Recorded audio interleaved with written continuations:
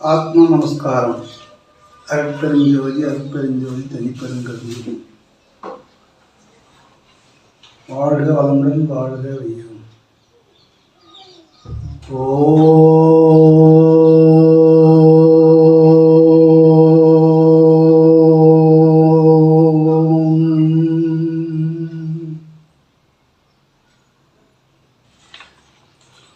அன்பு ஆன்மீகமுள்ள சகோதரர்களே, வணக்கம் வணக்கம். வாழ்க.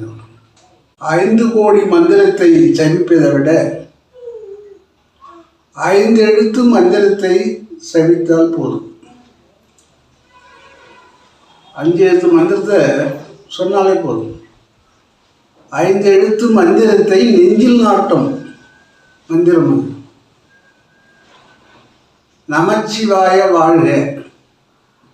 இந்த 5 எழுத்து மந்திரத்தை சொன்னால் நமச்சிவாய வாழ்க இல்லை, நமச்சிவாயன்னு 5 எழுத்து மந்திரத்தை சொன்னால் 5 கோடிக்கு மேல் நீங்கள் சொன்ன மந்திரத்துக்கு விட மிக மேன்மையை தரக்கூடியது 5 எழுத்து மந்திரம். 5 கோடி மந்திரம் ஒன்றுமே செய்யாது. ஆனால் ஒரே மந்திரம் நமச்சிவாய வாழ்க. அது சிவாய நம துறவிகள் சொல்கிறது. மனைவி மக்கள்லாம் எல்லாமே வயசு கடந்து அவங்க மோட்சம் அடையணுன்ற எண்ணத்துக்கு போகிறாங்கல்ல, பற்றெல்லாம் விட்டுடுறாங்கல்ல, அவங்க சொல்ல வேண்டியது தான் சிவாய நம. சிவாய நமன்னு சொல்லியிருந்தால் மோட்சம் கிடைக்கும். நமச்சிவாயனா குடும்பத்தோட மக்களோட செல்வாக்காக இருக்கக்கூடியது. பசி இருக்காது, துணி பஞ்சம் இருக்காது, ஆகாரத்துக்கு தடையே இருக்காது, எப்பவுமே ஆனந்தமாக இருக்கலாம். முடிவான நிலையில் நீங்கள் அந்த மந்திரத்தை உபயோகிக்கலாம். மந்திரம்னா எல்லா மந்திரம் கிடையாது, ஓர் எழுத்து மந்திரம் ஓம். இந்த ஓம் காலை மாலை சொன்னோம்னா உடம்புல இருக்கிற அனைத்து நோய்களும் குறையும். ஓங்கார மந்திரம், ஆ உ இம் 3 எழுத்து அடங்கிய மந்திரம். இந்த நமச்சிவாய மந்திரத்தை 95 வரி இது சிவபுராணம். காலை மாலை படிச்சிட்டிங்கன்னா சிவபெருமான் அவங்க தொடையில் வந்து உட்காந்துப்பார். மாணிக்க வாசலுக்கு அவர்கிட்ட கூடவே இருந்து அவருக்கு தேவைப்பட்ட உதவியெல்லாம் செஞ்சார்ல சிவபெருமான். இப்போ மாணிக்க வாசகருக்கு வந்தவர் ஏன் நமக்கு வரமாட்டார்? அன்பே சிவம், நீ அன்பாயிட்டுனா சிவம் உன்னோட வந்து போகிறார். இந்த உடல் மாமிசத்தால் ஆனதுன்னு சொல்லுவாங்க. இந்த உடல் மாமிசம் கரியால் ஆனது தான் இந்த உடம்பு, மாமிச உடல். வேற்று விகார விடக்குடம்பு, இது உள்ள நாற்றமெல்லாம் இருக்குது. மேலே தான் நம்ம குளித்து நம்ம சுத்தம் பண்ணிக்கணும், நல்லபடியாக இருக்கும். வேற்று விகார விடக்குடம்பு இது. இந்த உடம்புக்குள்ள தானே இறைவன் காரியப்படுகிறான். அவன் கல்லிலேயோ செம்பிலேயோ சிலையிலேயோ காரியப்படவில்லையே. இது ஆழமாக நம்ம சிந்தித்து பார்க்க வேண்டும். வேற்று விகார விடக்குடம்பின் உள்கிடப்ப மாணிவாசகர் எழுதுகிறார். இப்பேற்பட்ட உடம்புள்ளதான் புருவ மத்தியில் உச்சிக்கு கீழே உண்ணாக்கு மேலே ஒலியாக காரியப்படுகிறார். அந்த ஒலி வெளியானால் நமக்கு இந்த உலகத்தில் வேலையே இல்லை. இந்த பூமியை விட்டு நம்ம போயிடுவோம். நிலத்தின் மேல் வந்தவர்களி நீள்கழல்கள் காட்டி, இந்த நிலத்தில் இந்த பூமிக்கு அவருடைய நீள்கழல்களை காட்டி, நாயிற் கடையாய் கிடந்த அடியேற்கு, நாயை விட மோசமா என ஒரு பொருளாதாரம் இல்லாதவங்கள இந்த உலகம் மதிக்காது. ஒரு நல்ல விஷயத்தை கூட கூப்பிட மாட்டாங்க. அவங்கள்ட்ட ஒன்றும் வசதி இல்லை பையன் அப்படின்னு அன்னக்காடின்னு சொல்லுவாங்க. காவடி எப்பேற்பட்டதுன்னு அவங்களுக்கு தெரியாது. அன்னம் இருக்கிற காவடி அன்னக்காவடின்னு சொல்லுவாங்க கிராமத்தில். நல்ல விஷயத்துக்கு கூட பாருங்கள், பட்டோட பரிசோடு வரவங்கள தான் வாங்க வாங்க வாங்கன்னுவாங்க. ஒரு ஆவணம் இல்லாத போகிறவங்கள பார்த்தா பேச விட மாட்டாங்க, விஷயத்துக்காரர் அப்படின்வாங்க. அது கூட சொல்ல விட மாட்டாங்க, அப்படியே பெருந்தன்மையாக இருப்பாங்க பார்த்துட்டு. எல்லாம் நான் உணர்ந்துருக்குறேன். மரியாதை தலைவாசல் மிதிக்க வேண்டாம் அப்படியே சொல்லிட்டாங்க. அவன் பல ஆயிரம் கோடி கூட வச்சுருக்கலாம். இந்த சிவனை மதிக்காதவங்களை அவங்க தலைவாசலே ஏறக்கூடாது. ஆமாம், நீ ஏழையாக இருந்தாலும் அப்படி போய் அடிபணிஞ்சு அவங்கக்கிட்ட இருக்கக்கூடாது. அந்த மரியாதை அகங்காரம் உள்ளவன் அர்த்தம். அகங்காரம் இருக்கிறவங்ககிட்ட ஆண்டவன் இருக்க மாட்டான்.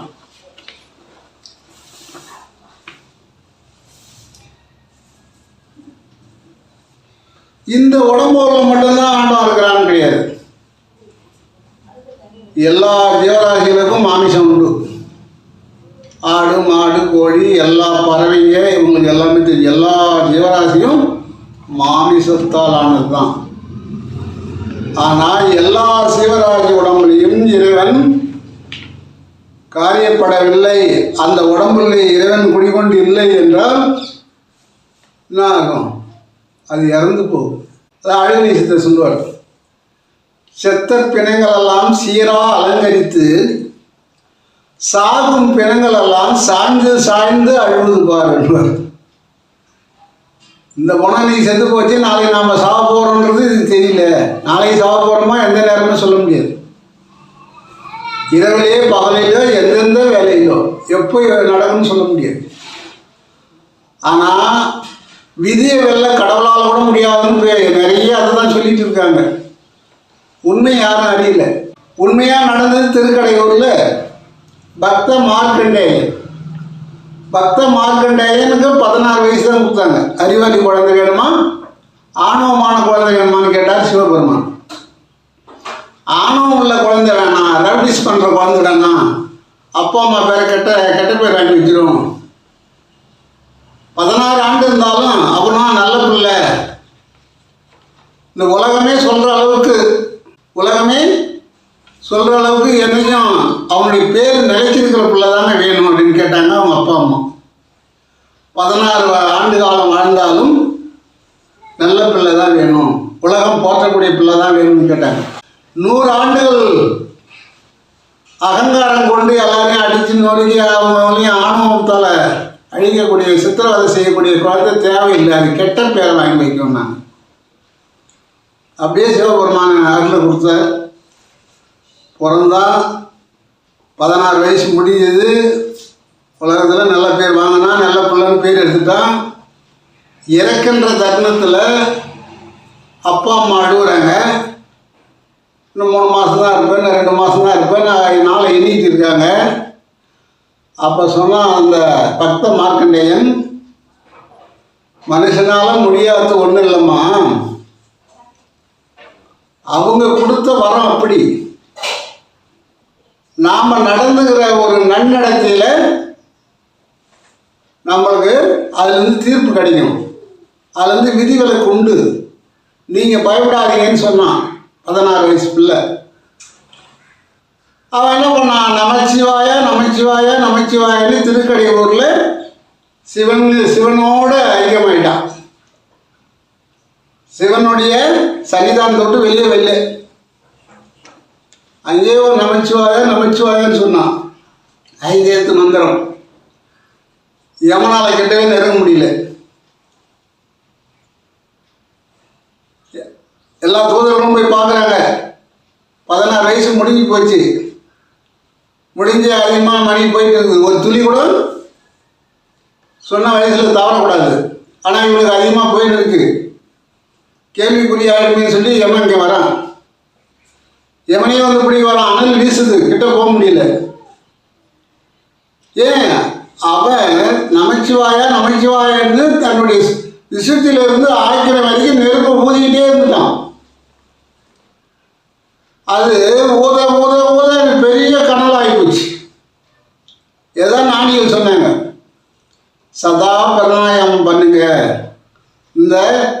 நெருப்பை நல்லா கனலாகுங்க அப்படின்னு சொன்னாங்க. சிரசில் இருக்கக்கூடிய நெருப்பை, அந்த ஒளியை நல்லா பிரகாசமாக 1000 சூரியன் ஒன்றா சேர்ந்து எப்படி இருக்கும் அந்த அளவுக்கு உள்ள பிரகாசம் உண்டாகும் அப்படின்னு சொன்னாங்க. அதுபோல் மார்க்கண்டேயன் தன்னுடைய தவ வலிமையால் ஈஸ்வரன் வந்தார். யமனை உதைத்து இன்பம் அடைந்தவராம். யாரு? ஈஸ்வரன். யமனை உதைத்து இன்பம் அடைந்தவராம். தன்னுடைய பக்தனை வயது முடிந்து அவனை யமன் கிட்ட நெருங்குகின்ற பொழுது அவன் சிவனோடு ஒன்றி இருந்ததுனால, பிடிக்க முடியாத காரணத்தினால இருவரையும் சேர்த்து பிடிக்கிற மாதிரி ஆகிப்போச்சு. அப்போ கோபம் அடைந்த ஈஸ்வரன் யமனை எட்டி ஒதுக்கி இன்பம் அடைந்தவரா சிவபெருமான். அப்ப தன்னுடைய பக்தன் அந்த அளவுக்கு நெறியா இருக்கிறான். அதுதான் அந்த சித்தவித்தையை ஏற்றுக்கும் போது, நம்ம சித்தவித்தையை கற்றுக்கொள்ளும் போது பொய், களவு, போராமை, வஞ்சகம், மதம், ஆத்திரம் இதெல்லாம் இருக்கக்கூடாது. அதெல்லாம் இல்லாதவங்களுக்கு தான் வித்தையை கொடுப்பாங்க. ஏன்னா சுத்தமானவங்களோட தான் இந்த வித்தை வேலை செய்யும்.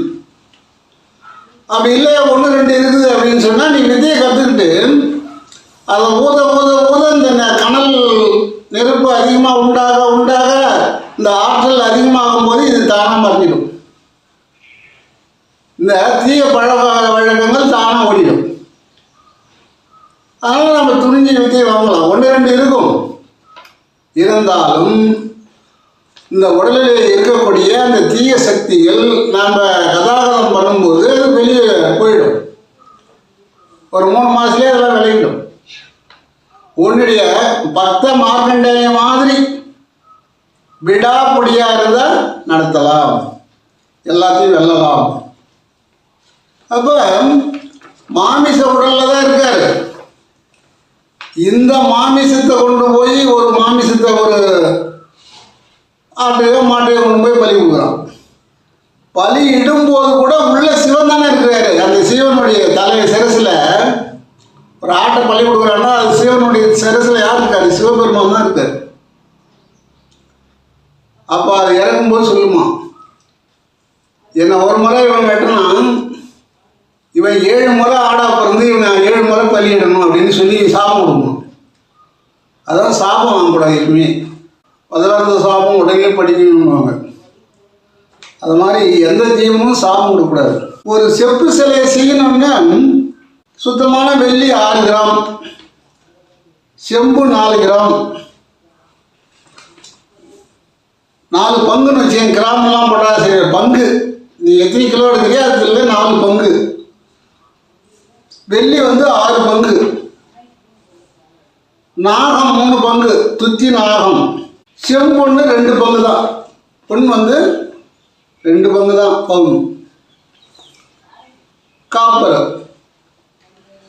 இதை 5 சேர்த்து இந்த அளவுக்கு தவறாம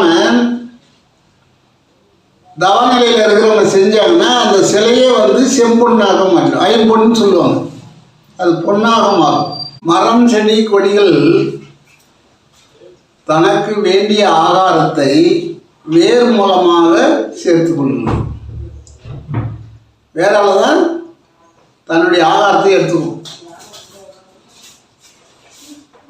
மனிதனுக்கு வேர் எது? பாதம் தானே. இல்லை மூலாதாரம்னு சொல்கிறோம். மலவாசல், சலவாசல்.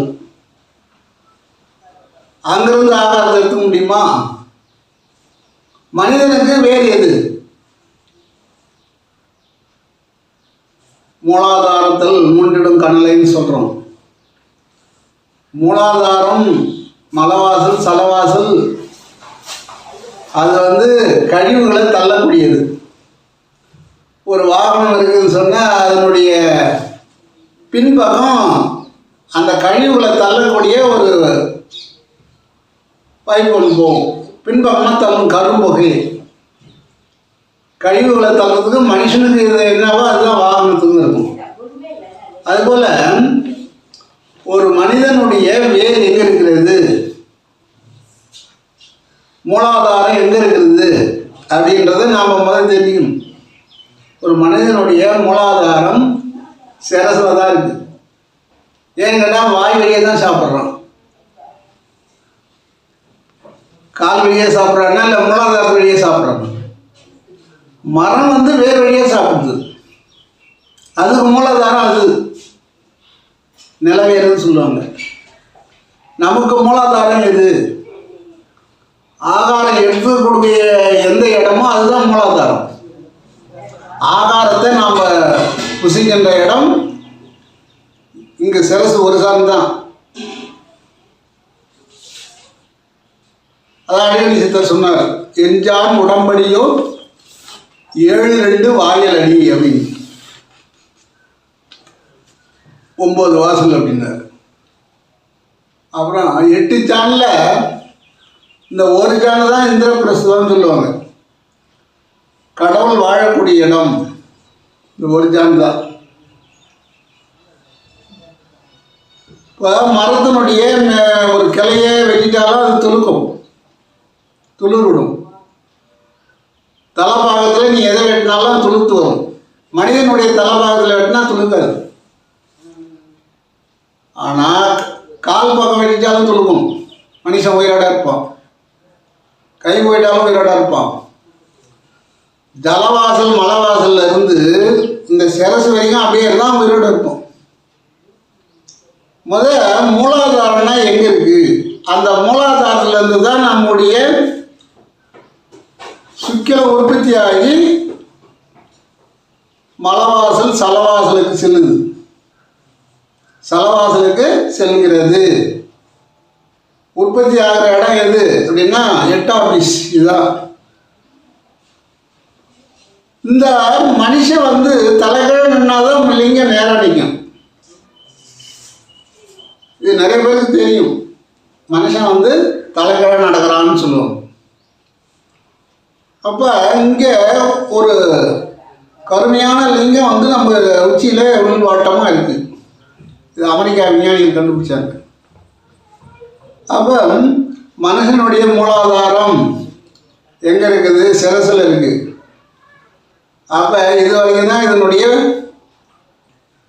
ஆட்சி பண்ணுற இடம். அதான் இங்கிருந்து நமது சுவாச காற்றை மேலே எழுப்பினால் மூலாதாரத்துக்கு செலுத்தணும். இது நிறைய பேர் சுற்றி வளைச்சி போகிறவங்க நிறைய பேர் இருக்காங்க.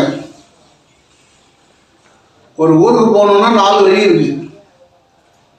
ஒரு வழி ஷார்ட்டான வழி இருக்கும், அதை சில பேர் விட்டுருவாங்க. ஒரு 40-50 கிலோமீட்டர் சுற்றி வரக்கூடிய வழி இருக்கும், அதில் போவாங்க.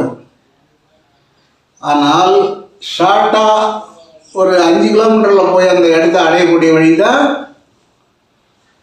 ஞானபதா சிவானந்த பரமஹம்சர் கண்டுபிடிச்சது. ஒரு விதை இருக்குது, அந்த விதைக்கு எது முகம் எந்த பாகத்தால் அது துளிர் விடுது? ஒரு மணிலா பயிருக்குன்னா அந்த முகப்பாகத்தில் தான் துளிர் வரும். அப்போ விதைக்கு கூட மேல் பாகத்தில் தான் உற்பத்தி உண்டாகும், எந்த விதையாக இருந்தாலும். அதுபோல் மனுஷனுக்கு உற்பத்தி ஆகக்கூடிய இடம் இங்கே தான். நம்முடைய ஜீவசக்தி இங்கே தான் இருக்குது. அது நீங்கள் எதை எப்பப்போ அனுபவிக்கும் போது அது அப்பப்போ அது கொடுத்துட்டு இருக்கும் என்று சொல்லி எந்த சித்தர்கள் சொன்னாலும் உச்சிக்கும் கீழடியும் தான் சொல்லுவாங்க. உச்சிக்கும் கீழடியும் அப்படின்னு தான் சொல்லுவாங்க. அதுபோல் நாம் நலமாக வளமாக வாழ்வதற்கு சித்தர்கள் சொன்ன சில வைத்தியங்களை கடைபிடித்து அல்சர்ன்ற ஒரு நோய்க்கு அல்சர் அப்படின்னு அது எந்த மருந்து கொடுத்தாலும் சரியாகாது. நாக்கில் இருந்து ஆசனம் ஆகி வரைக்கும் புண்ணாகும். மருந்து சாப்பிட சாப்பிட புண்ணாகிட்டே இருக்கும். அதுக்கு அம்மன் பச்சரிசின்னு ஒரு இலை இருக்குது, எளிமையாக இருக்கும், பார்த்தா இலை அழகாக இருக்கும். அது தினமும் காலை மாலை ஒரு 8 இலை 8 செடி சின்ன சின்ன செடியாக இருக்கும். 8 செடி சாப்பிட்டோம்னா போதும். தண்ணியில் நல்லா அரைச்சிட்டு அப்படி மெல்ல முடியலன்னா அரைச்சி சாப்பிட்லாம். இப்போ ஒரு 15 நாள் சாப்பிட்டீங்கன்னா அந்த அல்சர் எங்கே போச்சுன்னு தெரியாது. அது கூட இதுவே போதுமானது. அது கூட இல்லை நல்லா எனக்கு தூக்கம் வரணும் அப்படின்னா பாதாம் பிசினி 100, வெந்தயம் 100, கசகசா 100, 3 சமையலையாக வாங்கி வறுத்து அரைக்கணும். கசகசாவை சலிக்கக்கூடாது, பாதாம் பிசினியை வறுக்கக்கூடாது, வெந்தயத்தை வறுத்து சலிக்கணும், பாதாம் பிசினியை தனியாக அரைக்கணும். 3 ஒன்றா சேர்த்து ஒரு கிளறி காலை மாலை பாலில் சாப்பிடலாம். இல்லைன்னா எனக்கு தூக்கம் வரணும்னா ஒரு ஜாதிக்காயை மேத்தோலை சீவிட்டு வறுத்து இடித்து அதோட சேர்த்துக்கணும். அப்போ தூக்கமும் வரும், புண்ணும் ஆறும். அம்மன் பரிச்சரிசியும் இந்த நான் சொன்ன பாதாம் பிசினி, கசகசா, வெந்தயம், இது 3லையுமே ஏகப்பட்ட சத்துக்கு சொன்ன நாமாட சொல்லிட்டே போகலாம். இதை 3ஐயும் பயன்படுத்தி இந்த அல்சர் என்ற நோயிலிருந்து வெளிவரதுக்கு நம்முடைய சித்தர்கள் கண்டுபிடித்து அதை பயன்படுத்தி கூறியிருக்கார்கள். இது ஏகப்பட்ட பேர் கொடுத்துருக்குறோம், நல்லா இருக்கிறாங்க. ஒரு பெரிய செல்வங்கிற இதை ஏற்றுக்கொள்ளவே இல்லை. அப்புறம் கொஞ்ச நாள் சாப்பிட்டு பார்த்துட்டு திரும்ப எங்களுக்கு கொடுங்கன்னு வாங்கி போய் சாப்பிட்டு அது குணமாயிட்டார். பெரிய பெரிய அளவு டாக்டர்லாம் பார்த்துவர். ஆனால் சின்ன எளிமையான வைத்தியம், வீட்டு வைத்தியம் இது. இதை செய்து குணமடைய வேண்டும் என்று கேட்டுக்கொள்கிறேன். ஆத்ம நமஸ்காரம். வணக்கம். வாழ்க வளமுடன்.